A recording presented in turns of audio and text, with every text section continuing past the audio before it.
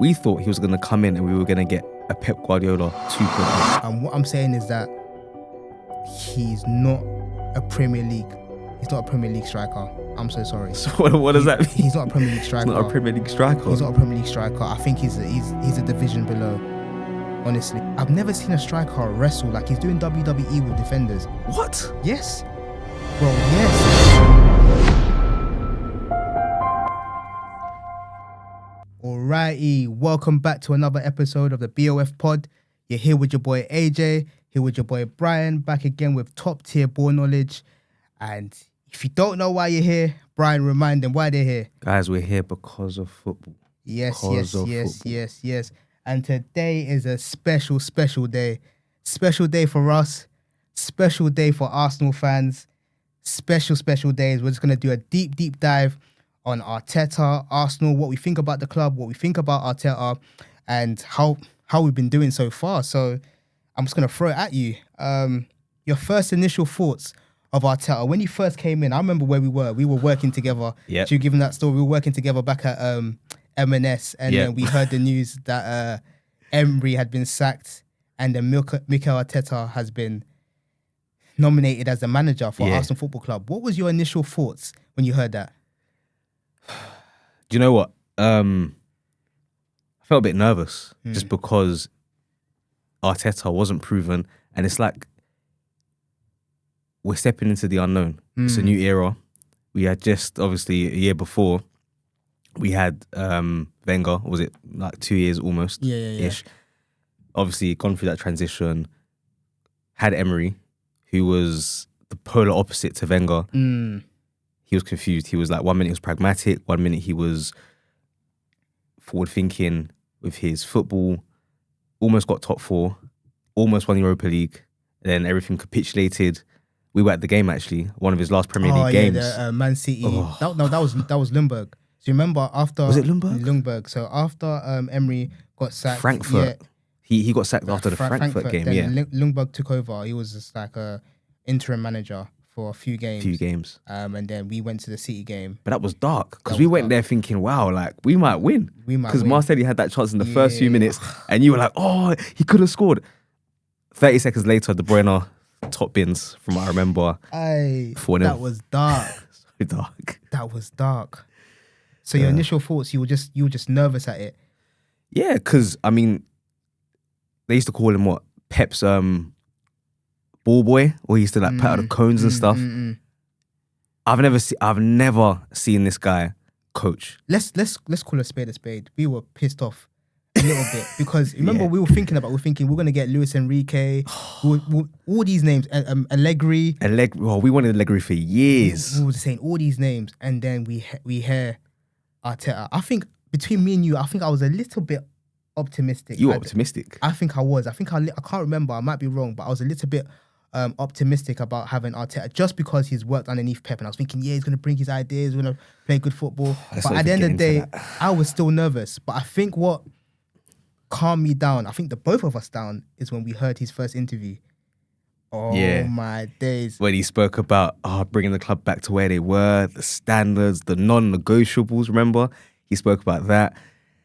And you could sell your piece of paper. Honestly, it gave us confidence, a bit of confidence at the time.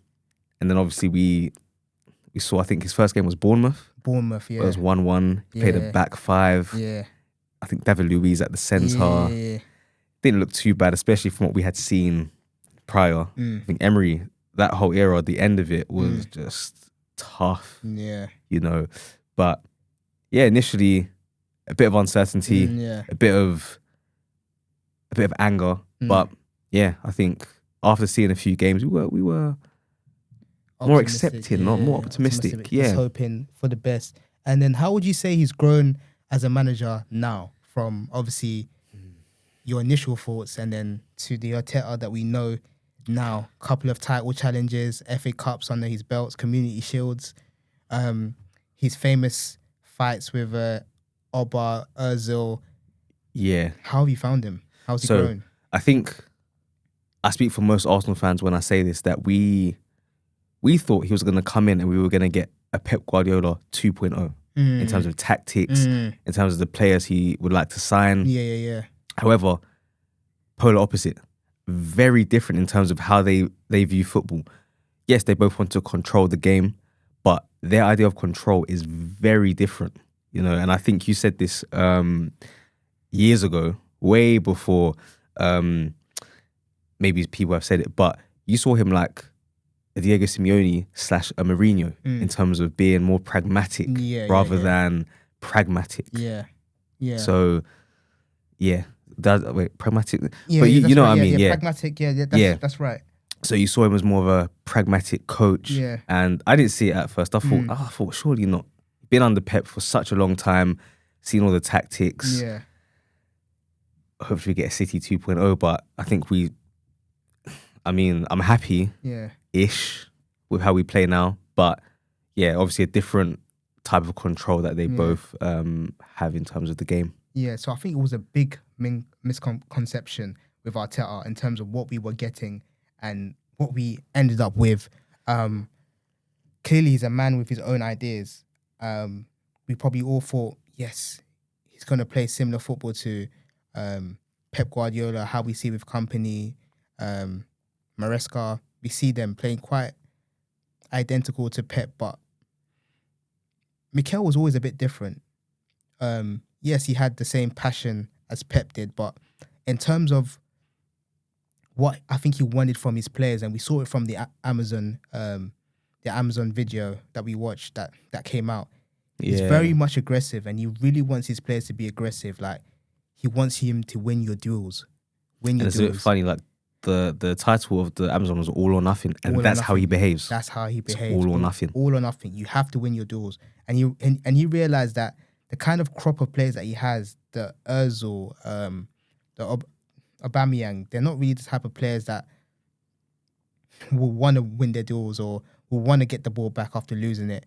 And we can see now with the players that we have now, Marino, Declan Rice, Norgard, Zubamendi, Gabriel Saliba, Timber, Calafiori, these are very aggressive players.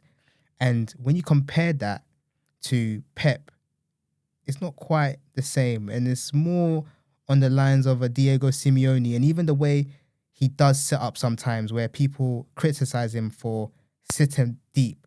And it's like, why are you sitting deep? You've got all these players, attacking players. But then this is where I urge fans to get to know their managers a bit more. That's honestly clearly not Arteta. And once you understand who your manager is, you'll stop criticizing him. It's not that he doesn't want to win games, but I think his philosophy is if we're facing a team that has a lot of attacking threat, like Man City away or Liverpool away, he thinks the best way to break them down is to set up in a low block. Not to cut you off, but you said that fans should get to know their managers. Okay. Now, Arsene Wenger was very impactful in terms of how he had like a massive imprint on the DNA of Arsenal. Yeah. So as Arsenal fans, before Arsene Wenger, it was 1-0 to the Arsenal, George Graham, very defensive. So actually, that somewhat is still part of the DNA. Yeah. However, a lot of people forget that. Arsene Wenger came in, he changed how we view football, very innovative, very forward-thinking. Like they say, the Arsenal way. Now, how can fans, especially around our age, be happy with what they see from Arteta when what we know, the Arsenal way, the Arsene Wenger way, is what we're used to? How can they be accepting of that? They won't be accepting of that until we win trophies. Because even with the Wenger situation where he kind of changed his philosophy a little bit, and I think that was the introduction of Fabregas. Because if you go back and you look at the Invincible and you look at the team, everybody was like over 6'1" or 6'2", aggressive, kind of similar. Not, I'm saying they're the same, but similar to the present day team. Tall. Like when you look at them, it's like I think we had the tallest team. Tallest team, aggressive, dirty, but they were still technical. They were still technicals, had great mentality. And then I think this Barcelona influence came over Arsene Wenger, where he adored the way Pep Guardiola or the Barcelona team were playing, the tiki-taka, close-knit football, and then the introduction with Fabregas. So I don't know if you remember, but I think he saw Fabregas as a replacement for Vieira. He did, correct. And when you hear that, Fabregas a replacement for Vieira, it doesn't quite make sense. Very different profiles, isn't it? Yeah, so then that makes sense in terms of him changing his philosophy then to the tiki-taka, which we all loved and adored. But what did we win from that? Of course, we won the FA Cups and stuff like that, but we got bullied. Yeah. And we slowly came to realize that you can't play that football in the Premier League unless the quality that you have is outstanding, but you need money to buy that quality, like Pep did. Pep. That's the issue. It's money, isn't it? It's money. You literally, it can be done, but you have to have that. You have to have the budget basically to get that done, and it's impossible. You buy the best players in every position. That's what Pep says. He had to buy the best players in every position in order to do what he did. Because you remember when he first came, where did he finish? He was fourth or fifth. He finished fourth. Fourth, yeah. And that season, remember what he did? What? Outrageous, by the way. 2 fullbacks, £50 million each. When do you ever see that? It's not normal. It's Never. not normal. Because he had man like Sanya right back. Zabaleta. He couldn't do what he wanted to do. And that's why he came fourth. And the season after, did he win the league? Won the league. He won the league. And even back then, just to touch on that, remember he tried a back five a few times. Yeah. Left wing back, Sane. Right wing back, Sterling. People forget about that though. People don't know. They don't know. He did 5. He was doing 5 at the back when he first came. Gosh, yeah, that was terrible. That's insane. Terrible. That's insane. So when you look at that, and then you look at Arteta going from the what they call him Stoke City type of football, us doing long throws into the box against PSG to try and get a goal that way. What do you think about that? Us being set piece FC, is there a problem with that because it doesn't really go with our DNA, or is it fine as long as we win games? Goals are goal. Aim of football is to score goals, get the ball from one end to the other, and into the net. So if that's the way you're gonna do it, just make sure it is effective. And on top of that, who's to say, like, we're not struggling with creativity this season. So I don't think it's an issue. It just means we have different ways to score goals. We have Eze now, we've got Gyökeres, obviously very controversial signing as it looks like so far. A lot of people aren't happy with him, but we are going through different avenues and looking at different ways we can actually score goals. So I don't see it as an issue. I literally don't see it as an issue. My only thing is, so my question for you actually, do you think Arteta's taken a lot of influence from not Arsene Wenger, obviously not, and not Pep Guardiola, not that much, but like David Moyes, for example? Do you think he's taken so much influence from David Moyes, who was his coach as well at Everton, and implemented a lot of that into his game, into his philosophy? Sorry, I think he takes a bit from everyone. I think Jamie Carragher said something interesting. He said Arteta is almost like after the Liverpool game, he's almost like a British coach in terms of he's been in the country for 20 plus years. When did he moved to Rangers and then he joined Everton and he's been at Arsenal. He's been in the country for a long time. Just to add as well, almost got called up for England. Yeah. So like his identity and his way of seeing the game is going to be a lot different to someone that's played over in Spain. They've got the ideas from Spain. I can tell, like, he's worked under managers like David Moyes and Arsene Wenger, Pep Guardiola. So he's gonna have so much information, especially based on this league, and he'll be able to see the advantages and the disadvantages of playing certain types of football based on the team that he has. And it feels like he's realized that unless you're able to spend a huge sum amount of money to get the best quality in each and every position, forget about that type of football. I think he did originally come with this idea to play the Pep Guardiola type of football. Do you think so? I think so. And I would mention the 2022-23 season when we first introduced Zinchenko and Jesus. That was the statement that we're going to go for it, all out attack. And I think that season broke his heart. That's when he said no. Broke my heart as well. He said it broke all of our hearts. He said no, ain't no way, because we're getting bullied. Because even though we played good football, we still got pumped by the likes of Man City and Liverpool. We're still getting destroyed. No, we drew to Liverpool that season. We drew and we beat them, didn't we? Or at Anfield, was it? We drew 2-2. In the black kit. Yeah, in the black kit. At home, we didn't beat them, did we? Was it a draw? I feel like we won, or was that the season after? No, it was that. No, it was Martinelli when Martinelli scored 3-2. I think they came back. I think it ended up being a draw. Because didn't Nunes score that game as well? Nunes came on and scored, and I think Luis Diaz got injured as well on that day. I think we won 3-2. I'm not too sure, but and Saka scored. Saka scored and Martinelli scored. Yeah, before half time. It's 3-2. Must have been 3-2. I believe so. Yeah. And we won the game. Yeah.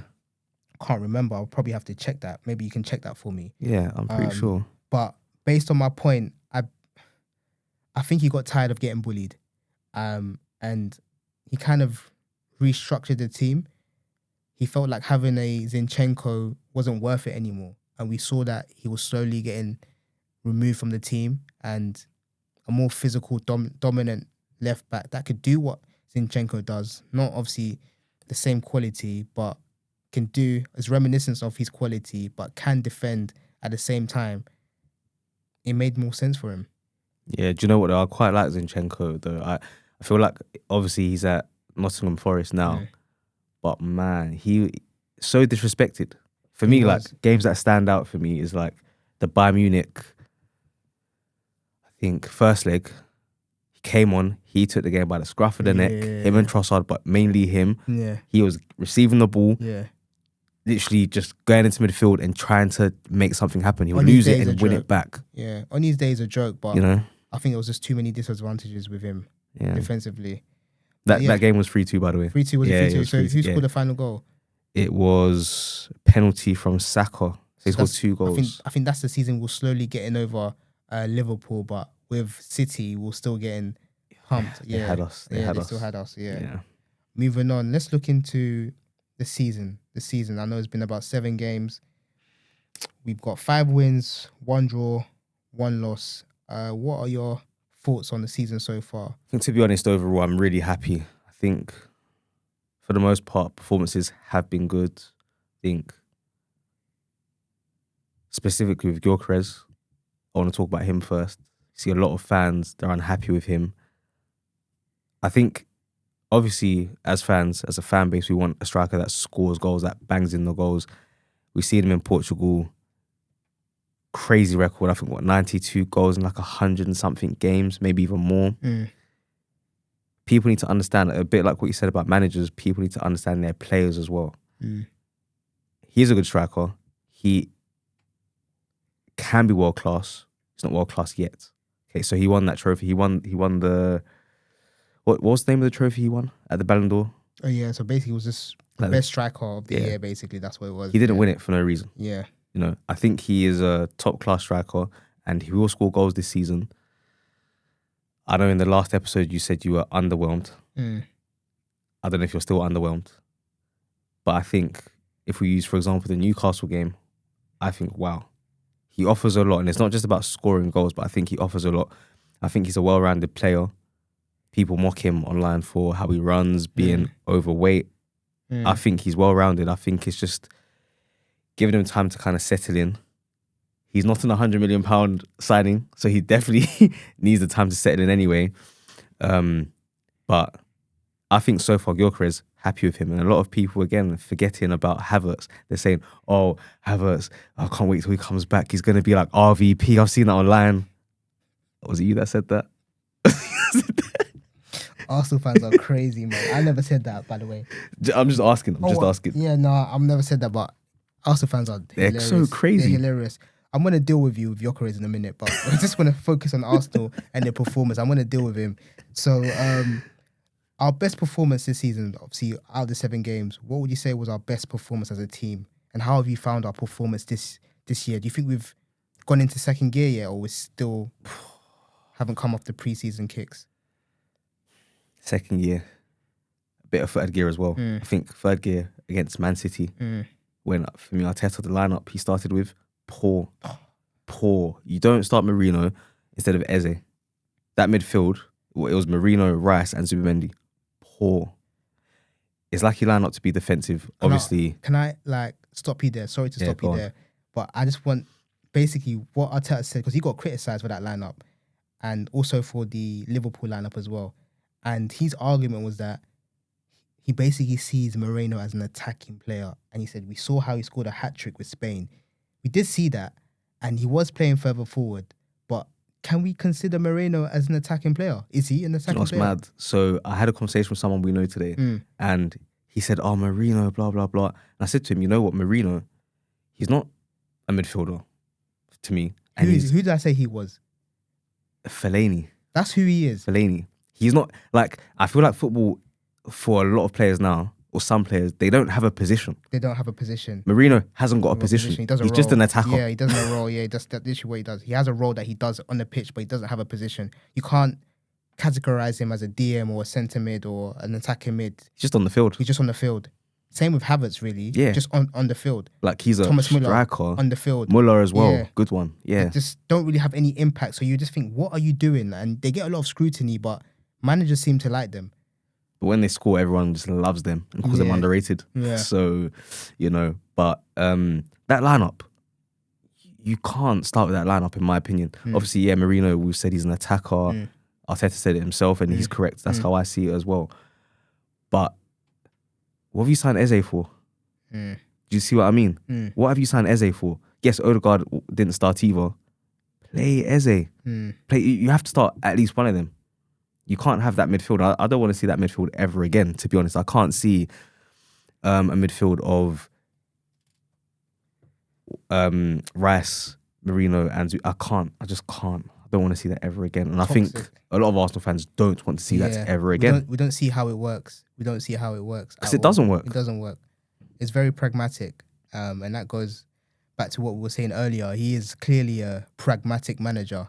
I think he's so obsessed with out of possession play that, okay, he wants an attacker that, okay, can contribute attacking football, but can quickly get back into shape and defend the space that he wants to be defended. You see how he's obsessed with his left centre mid coming back to sit with whoever's playing as the DM, and then you've got Odegaard or Wanyeri pressing with the striker, and he's so obsessed with that 4-4-2 out of possession shape, which I don't think is bad. I love it because we're able to nullify teams, but it does affect us going forward. But then again, we did see Eze, Odegaard, and Declan Rice in the midfield over the weekend. Unfortunately, we didn't get to see much of it because Odegaard got injured. Yeah. But it seems like he only wants to fill that team out when we're facing teams that we're definitely going to beat. But again, it didn't seem like it was working. Maybe it wasn't working because it hasn't happened too often. But yeah, what do you think? Do you think Arteta should move to that lineup where it's Eze and Odegaard and Declan Rice or Zubimendi sitting? I think that is a good midfield lineup. I understand his thinking in terms of having a pragmatic midfield against teams like Liverpool at Anfield. At home, we can't have that. So I'm not too against either one. I think it just depends when. And it's a bit similar to what Atletico Madrid do. Like, people always say, oh, Diego Simeone is like totally defensive. He's not totally defensive. He's not. Against smaller teams, they literally dominate possession. Against the bigger teams, that's when he's pragmatic. And I feel like Arsenal there's a parallel between the two. It's the same thing, basically. It's the same thing. But I wouldn't want to see that at home. Definitely not. I understand going to Anfield. I think City...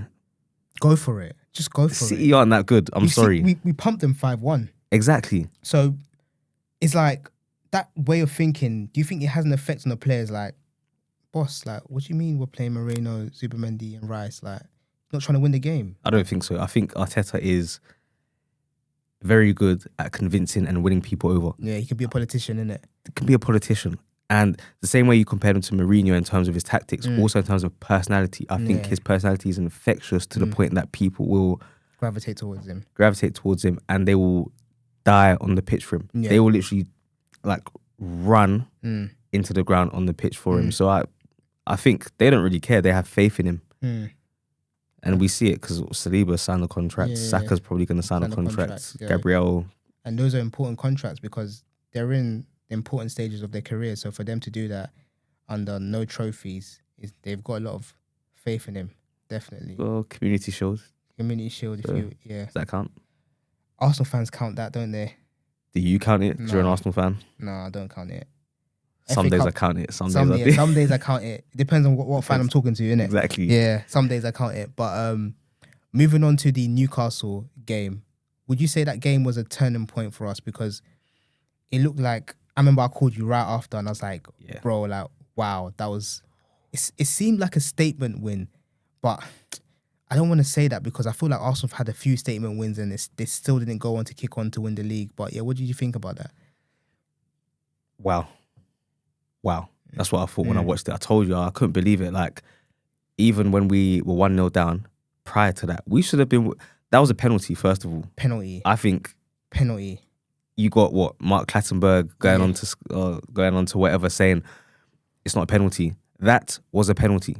Clear as day. Because we've seen other... Like, I know it wasn't in the box, but Robert Sanchez and Mbeumo, they gave him a red card.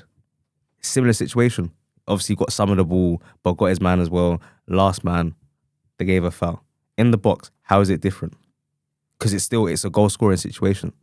Does that make sense? So for me personally, that was a penalty. But anyway, obviously that happened. I think we still played our game. We controlled that game in every aspect. Yeah, we did. Defensively, going forward. There was a point where they couldn't even get out their half. Yeah, we matched them physically. Which was good to see. Yeah, that was good finally, to see. because it's hard. People don't do that against Newcastle, let alone at St. James's Park anyway. But obviously they scored, showed resilience. We kept pushing, kept fighting. Marino, set piece, of course. Good goal. And I think just we dominated the game. I think that was a brilliant performance in every aspect of the game. So that was good to see. And I think Gyökeres, that was an example of how I think like he's underrated in terms of, in my opinion, how good he is.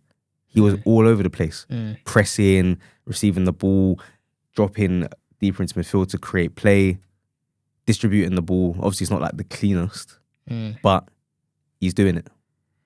That brings us on to our next topic, and let's talk about the summer signings. Let's talk, because you've mentioned Gyökeres twice, so I know you're itching because we're gonna have a debate about that one. So we look at it. We've got Gyökeres, Maresca, Norgard, Eze. We've made a lot of signings so far. Who do you think has lit up for you? I know you've mentioned Gyökeres, but who's been your standout signing so far? Zubimendi as well, Eze. Zubimendi. He's been top, to be honest. Zubimendi, I think he's been a breath of fresh air. Madueke arguably, as well. We're going to get to Madueke in a minute, to be honest. But I think Zubimendi arguably better than Thomas Partey in terms of his passing selection. I feel like Partey, a lot of the time, good passer, don't get it twisted, but will get the ball and he's just hurrying to get the ball forward, launching the ball forward. Whereas Zubimendi, he's calm, he gets the ball, makes the pass. It's not always forward, get the ball, dictate play, basically. Clearly, Zubimendi is just a lot more intelligent than Thomas Partey. We have to call a spade a spade. He is. I was trying to avoid saying that, but it's just certain decision making that Zubimendi makes. He's so intelligent. In spaces where you think he's going to lose the ball, he's just popped it around you. And that's the problem with Thomas Partey. Sometimes Thomas Partey could have them moments where he was almost reminiscent of Busquets, where if when he receives the ball, you're not getting the ball, he's going to turn around you and he's just going to make that pass. Like, he was so clean on his day. Like, on his day, to this day, there's not many DMs that can have a conversation with him. But it's just some days he goes off defensively, off offensively as well. And that cost Arsenal a lot. And I think Arteta got tired of that. I think he would have been a nice player to have around. Unfortunately, he didn't get to sign his contract and we let him go to Villarreal on a free. But Zubimendi does everything and more with what Thomas Partey previously offered with us. So I'm happy with Zubimendi. Very happy, especially we beat the likes of Liverpool and Real Madrid to get him. So especially Liverpool. Yeah, do you get me? Especially because Liverpool. Imagine him there. That'd be very good. Yeah. Let's attack the Gyökeres situation, because I'm just gonna say what I need to say. Wait, calm down, because last episode you were getting a bit too. I think you were getting a bit too. And he had only 4 games or even 3 games. What did I say? I just said I was disappointed. I didn't say anything. Now I'm just gonna. It's been 7 games, and I feel like I can say what I need to say so far. I'm not saying that he's a flop. That's not what I'm saying. What I'm saying is that he's not a Premier League. He's not a Premier League striker. I'm so sorry. So what does that mean? He's not a Premier League striker. He's not a Premier League striker. He's not a Premier League striker. I think he's a division below, honestly. And then a division. So you're saying championship? Championship striker. Wait, what? Yes, I'm saying. No, stop. No, I'm saying. No, I think he's a championship striker. Stop. I'm not calling him a bad player. I'm just saying he's a championship striker. When you said division below, I thought you were just saying as in like levels, like tiers below. Like he might be. No, he's a Lewandowski. Then there's like, you got like. I think he'll be good. I think he'll be good like for West Ham. Like there's no difference between him and Mikel Antonio. So he's not the division below. So he's not a championship striker.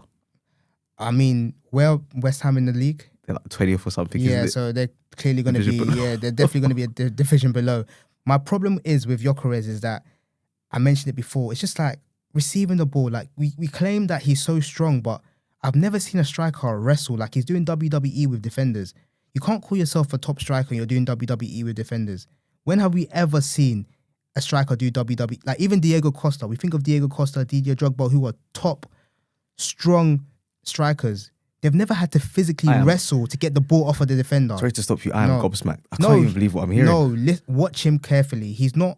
It's like he has no intelligence when he's moving around, operating around the box. That's reasons why he's not getting the ball as often as he would have. Let's call a spade a spade. The maddest thing is because, by the way, guys, we have not even spoken about this, so this is a genuine reaction. What? Yes, bro. Yes. Championship level striker. He is a champion. But like top championship though. Yes. Okay. Yes. Wrestles defenders like it's WWE. Not good enough for Arsenal. He's not. But Arteta can make it work. I did say he's going to score goals. He will score goals, but he's clearly not good enough for Arsenal. There's so many people say, oh, he hasn't been getting chances. What are you watching? He's getting plenty of chances, but he's physically incapable of even jumping because he's so heavy. He needs to lose weight. Respectfully. He's too bulky. He's too big to be playing in the Premier League. So it's something that he needs to cut down. He needs to cut down his weight, lose some muscle, and be that Gyökeres that he was in the Championship. Because if you compare Gyökeres in the Championship to the Gyökeres that we have now, physically and the way his body is built is different. So when you look at Gyökeres at Portugal, he scored a lot of goals. You think, wow. But let's compare the quality in Portugal and compare it to the Premier League. There's a vast difference. Which I agree, yeah, but like vast championship difference. Level. Look at the goals he was scoring in Portugal and look at the goals he scored now so far for Arsenal. He had ton of there's so much space for him in Portugal. It's so easy for someone like him to bully defenders and get their shots off. Have you realised he's been struggling to get his shots off? Why is that? That's true. But why is that? That's true. It's true, but why is that? Why can't he get his shots off? Because there's no time in the Premier League. Yeah, and not a lot of space as well. There's no space in the Premier League. We've crossed the ball several times. He can't jump. I agree with that, but I still think he needs some time to do what? To bed in. No, I mean if that's the case, yes, we can give him more time, more grace to lose a bit of weight, and then hopefully we can see a better version. But this version that we're seeing, he's too bulky. So when he receives a ball, he's tripping over. You see that chance that we had with Liverpool when he threw and goal? Oh, I know. What Premier League striker trips over themselves? I remember that was bad. It wasn't bad, but it was bad. Everyone was like, "Oh wow, what's he gonna do? What's number 14 gonna do? What's number 14?" He was on the right, isn't it? Yeah, he was on. Yeah. What's he gonna do? And then he trips over himself. What the best quality about Gyökeres is his mentality. I think he believes that he can turn things around, and I hope he can. But right now, after assessing everything, no, that's not fair because you're saying turn things around like he's an absolute flop. He's got, I think, 2 goals. 3 goals. He's got 3 goals in 7 games. Come on, think back to when we were younger. Like, that's a good return. Even the way Arteta talks about him, it was like, when I saw him, I gave him a hug. It's like, thank you for making those runs for me and creating space. It's a bit patronising, isn't it? Patronising. Like, this is supposed to be a top quality striker that scored 96 goals in 2 seasons. Oh, God. Thank you for running into space for me. Do you know what? I want to defend him. I am defending him, but you're killing him. No, but it's true though. It's bad. You are like, killing Gyökeres. Wow. We've basically been sold a dream. I feel like even if we had Núñez over Gyökeres. Núñez is quality though. People just hate you. So who's better, Núñez or Gyökeres so far that we've seen so far? Both come from the Portuguese league and they've come to the Premier League. But who? Because when we saw Núñez, we were just like, wow, this guy is a beast, but he just can't finish. Which I think you can work on. Which, yes. Because he's still young. What was he, 25 years old? 25. I like Núñez personally. I think he's actually decent. So answer the question, Núñez or Gyökeres? I feel like I'm in court. Wow. Núñez or Gyökeres. Or one plays in Saudi, so I don't know. No, but when they were both in the Premier League, the first 7 games they both played. Núñez was very good though. So who's better? Scored against Arsenal as well. Who's better? This guy. Answer the question. As of right now, I'm an Arsenal fan for now. If they don't win the league and Gyökeres don't deliver, then I'm gonna say Gyökeres. Oh really? Yes, I think he's got more to his game. I mean, I think he's what we'll do after the end, at the end of the season, we're gonna review Gyökeres' season and we're gonna see how he's turned out, and then we'll see if we want to give him another 2 or 3 years to see if he can turn it around. Because he's 27 years old, so maybe at 31 he'll turn into a beast. We're gonna give him another chance. No, that's what you're saying. Okay, cool. So let me ask you a question though, quick one before we move on. You obviously don't think he was the right signing. Who did I want? I wanted Sesko. You know I wanted Sesko. I know. I wanted Sesko, and even watching Sesko, of course he hasn't lit it up for Man United, but even like his first touch, his movement, he can tell he's a bit more intelligent. Mentality though. Yeah, his mentality. Yeah, but if he comes under, his mentality is bad. His mentality. Do you think he would have been starting ahead of obviously Havertz?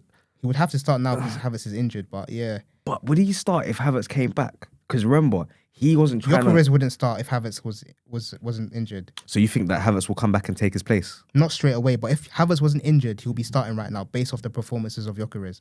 Wow, so basically we're going back to square one and we wasted £65 million.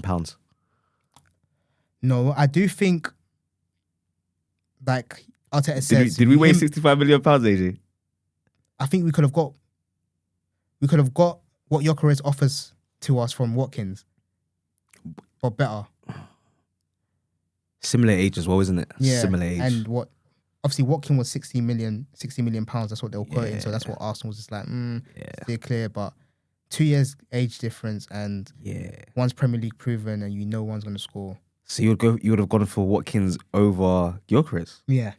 Whoa. 100%. So Watkins is better than Gyökeres? Right now, yeah. He's proved it in the Premier League. Wow. Okay. Yeah, let's move on swiftly. Let's move on swiftly. We have to move on swiftly. What do you think of Mosquera though? Good. Very, very, very good. Upgrade on Tomiyasu. But is he good enough to like say, okay, Saliba, sit down. It's gonna be Mosquera and Gabriel, or the other way around? Sit down and rest, or sit down? No, as in like sit down. Mosquera's having a blinder. Nah, Saliba's like world class though. So do you think Mosquera can't shift any one of them? Not right now. I think long term he's a replacement for Saliba, because Saliba is. You saw what Saliba said about when he signed, or I think when he signed there was a press conference before the Champions League game. Why did you not follow like what Trent done? He said, I need to win something. To me, that screams that I'm happy here. If I had won, I would have been gone. Okay. But I haven't won, so I'm still here and I'm going to win. Then eventually, when that time comes back, I'm going to leave. Yeah, that makes sense. So when that happens, Mosquera is there to replace him. Yeah, fair enough. And he's young as well, 21? 21, yeah. 21. So yeah, Mosquera, I think he's worthy replacement of Saliba, and I think world-class talent. Good signing from Arsenal. Okay, and now I'm going to ask you about Madueke, because one thing I'll give to Brian, when everybody was coming for Madueke, he was one of the very few that said, no, this is a top signing, I like him. What made you say that initially? What gave you that confidence that he would do so well? For me, just watching the way he plays and him being at Chelsea under a manager that isn't Arteta. We know what Arteta can do with players. Yeah. And I feel like Arteta, his ability to improve younger players is underrated. Look how he improved Gabriel. Remember Gabriel Magalhaes when he first came to now? Yeah. World class. When he first came, we were like second guessing and saying this guy's... Yeah. He's not... We can't trust him. Makes a lot of rash decisions, yeah. Look at him now. Yeah. Madueke, for me, just the way he takes on his man, he's a proper winger, basically. I see him similar to like Doku in that respect of taking on your man, relentless. Yeah, it doesn't stop. Might lose, go back, win it, let's go again. But how good are we saying? Is he good enough that Saka can take a seat on the bench because Madueke is in good form, or is this that we would have to push him over to the left just to get them both in? Maybe over to the left, but I think it's a thing where you can tell Saka, you can tell Saka, sit down, you played a lot of games. Madueke might be on the left, he's going to come to the right and he's going to, have some game time. Yeah. Madueke is just, for me, I just think world-class talent. That's what world-class talent. Once he develops his final third action, it's going to be scary, honestly. So, like... Think back to the Liverpool game. Who's the only one that was... Kirkes. You see when Kirkes got subbed off at half-time against, I think, Bournemouth? Yeah. Or, was it Bournemouth, I believe? No, it wasn't Bournemouth. He got subbed off half-time after I think he made a foul, then he dived. It was a game before, but I can't remember when it was exactly. That game against Arsenal, they should have subbed him off half-time as well. Or before. What Madueke was doing to him, wow. He was bullying him.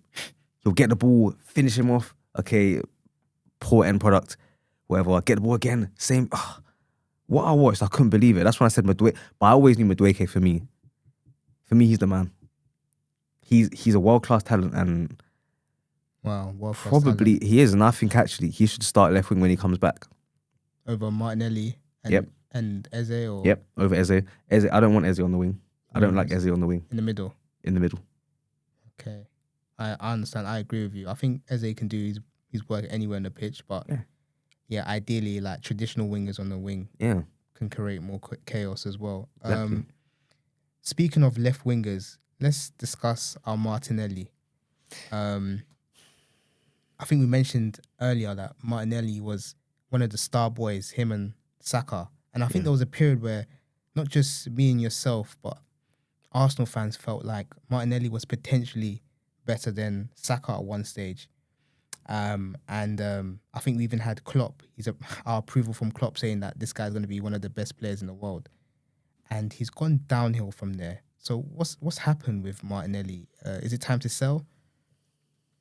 That's a very good question. I think just back to the Klopp quote as well. I think specifically he talked about him being potentially one of the best strikers in the world. Is it time to sell? Now that depends on what Arteta's vision is. Does he see him long term being a winger, or is he ready to give him the opportunity to be a striker and kind of change his idea in terms of what he wants a striker to do? Maybe if he sees the same things you see in Gyökeres, maybe he might change his mind and go, you know what? I'm seeing the same things from Gyökeres. I'm seeing the same things from Havertz. Let's see what Martinelli can do. If he does try that and it doesn't result in anything fruitful, then he can sell Martinelli. Is it fair to judge Martinelli in the role that he's playing for Arsenal? Because he's basically been asked to play as a traditional winger, which we know that has never been his strength. But obviously we've evolved, and that left wing role requires you to be able to take on your man.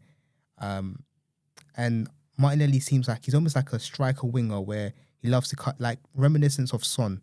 Likes to get inside the box. That's his best work, when he's inside the box, and he's kind of unpredictable. Like chaos, isn't it? Chaos, to make things happen. So do we think we're not judging him fairly because of the role that he's been asked to do? That's a good point. I've actually never really compared Martinelli to Son. But I think that's the perfect comparison. I would have compared him to Salah. But actually, Son is like, they literally play the same in terms of they just thrive in chaos. Their ability on the ball, space. They're very similar. I think the best way to use Martinelli is the way Son was used. Give him that freedom to drift inside, which we know Arteta doesn't do at all. We saw it when he had Eze on the left wing against Athletic Bilbao. Tell him to come back and stay on the wing. Come back and he let Calafiori go into the 10 position. So if Martinelli's able to is allowed the license to obviously drift inside, then I'm happy for him to stay or to stay at Arsenal.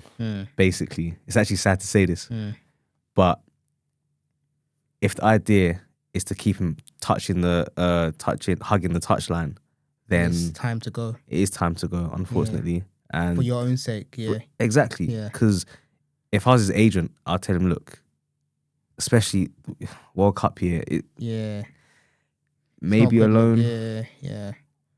His contract ends in 2027, so okay. If he doesn't get an extension within this season, then it's clear that he probably has to go. And there's a few players on the market, Semenyo, who we could bring in. Now Semenyo is for me one of my favorite wingers, and I think I've been saying it for a long time, about 2 seasons. Semenyo, he has to be the guy you go for. I'm seeing £100 million being quoted. He has to be the guy. I think he's just too good. Like, he's complete. People talking about playing Simeone as centre forward, though. I wouldn't do that. Chance. Not a chance. But what do you think about the comparison to Mane? Do you think he's similar, or people just comparing him because they're both African and they play on the wing? Because they're both African. Literally. And they got pace and power. Like, both African, both got pace and power, both play for a team. Actually, down in division, and they're both from the same area. You know, overachieving teams. That's it. They're not similar. Sorry. Mane is clear in it. Let's be honest. In terms of, what do you mean in terms of like if we're going player for player? In terms of, of course, but in terms of potential. And potential, of course, because Semenyo is still young. Semenyo, he can reach the levels of a Mane, definitely. Maybe surpass. Okay. I mean, depends. He can potentially, because what he's doing this season is amazing. Wow. It's great. He looks top. I just think. I might have some small connections. Maybe God willingly he can get Semenyo, isn't it? Get him on the pod. God willingly, we'll see. Man. We'll see. Another player I want to touch on is Odegaard, and his position. There's been a lot of like scrutiny over his position and whether or not he should be leading the line as a cam or the attacking midfielder or the creative midfielder over Eze or Wanyeri. What do you think about that? It's so hard because Odegaard has been, I'm going to use your favourite word, lackluster for, I'd say 2 seasons. This season, again, to be honest, lackluster. I'm not going to lie to you. I think, what game was he having a blinder? Was it the Champions League game against Champions League Olympiacos? And international break, the first one for Norway. He was, I was like, what? Like, why didn't you just play like that for Arsenal? Literally. Like, honestly. But besides that, in the Premier League, minus the Man City game, he hasn't really done anything that I've gone, wow, like, got me or even the fan base out their seats. Still the same Odegaard from last season. I do think though he's got leadership, which Arteta loves, but also I think he's important in terms of the press. In terms of the press, the way he leads the press, and he's familiar with it. Is that so important, would you say, in the system? It is, because that's how we essentially defend, which allows us to then attack. Fair enough. So I think he's instrumental. Exactly. And then obviously, like, in terms of when we are defending, he's our out ball. He's one that receives the ball, gets the ball out, makes the passes. So I think he is important. But the question is, can we find someone else to do it? Can Eze do what Odegaard does in terms of the pressing, in terms of being our out ball? I mean, think back to Real Madrid away at the Bernabeu last season. He was our out ball. People complain, but what?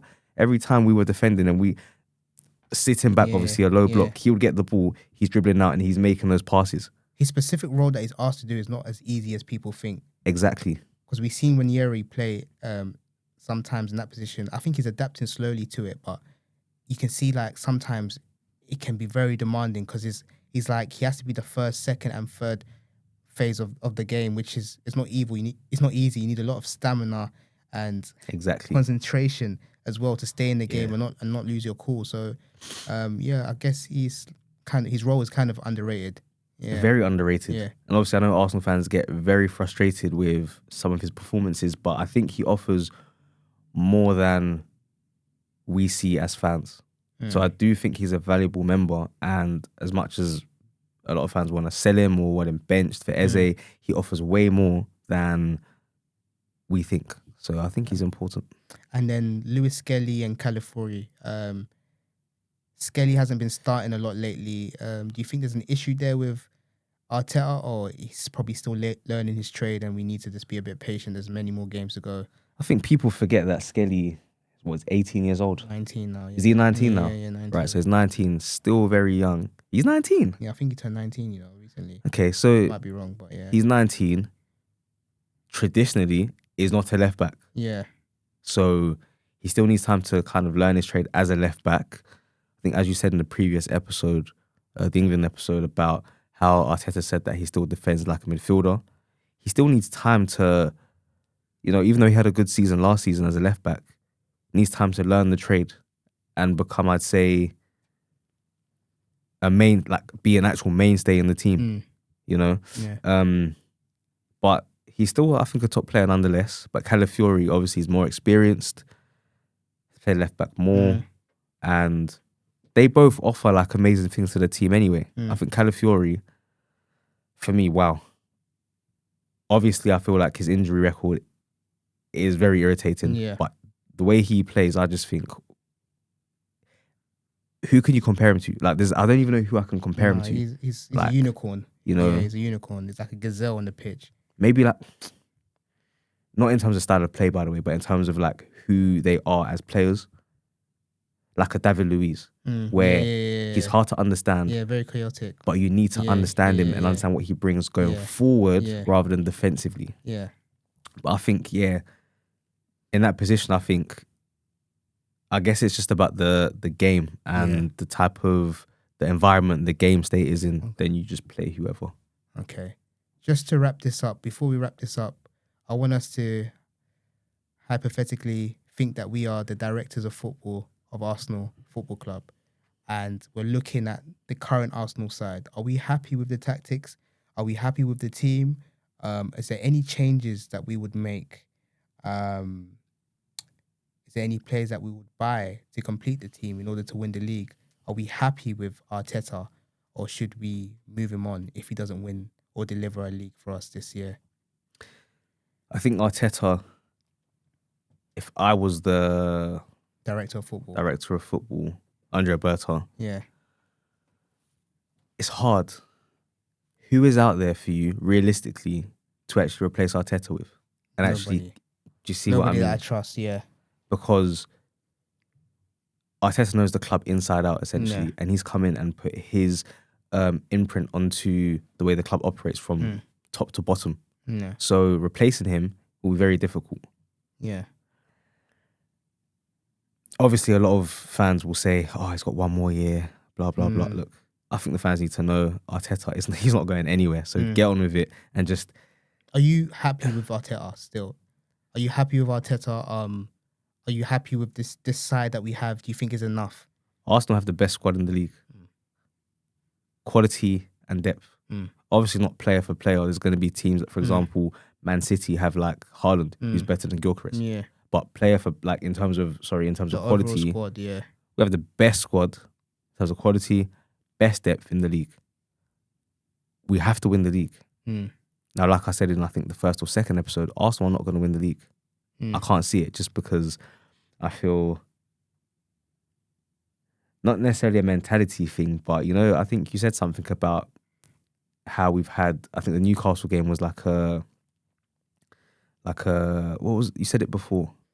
The Newcastle game, almost like a statement game.